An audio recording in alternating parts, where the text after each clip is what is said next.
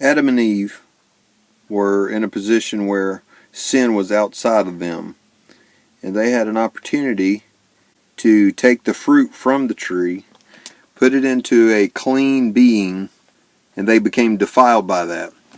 And so what they did is they internalized the struggle between evil and good.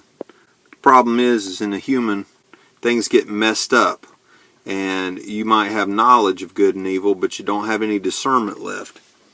So what ends up happening is it's like a drop of ink in water, and it just kind of muddies things up, and everything gets all messed up.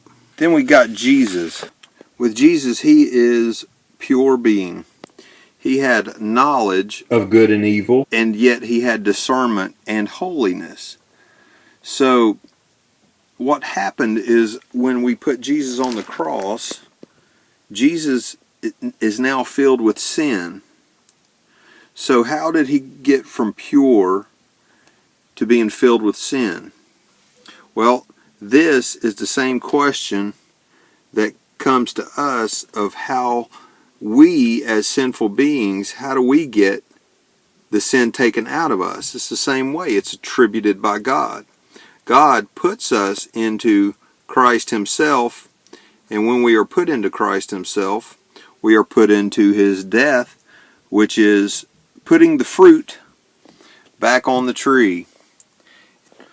So what we have now is there's the discernment and there's holiness, because we are spiritual beings that are coexisting with this flesh for a time. And so we have the discernment to know we live the life in Christ, which is a life of purity and holiness and discernment. And unlike Christ, we still have a struggle with sin, and we get to choose whether we're going to live the old way or live the new way. So when you have a struggle with sin, don't live like that. Live according to the Spirit.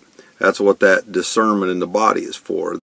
The bad fruit has been taken out of us and put back on the tree where it belongs. It's been murdered, it's been killed, and now we get to live by the Spirit of God.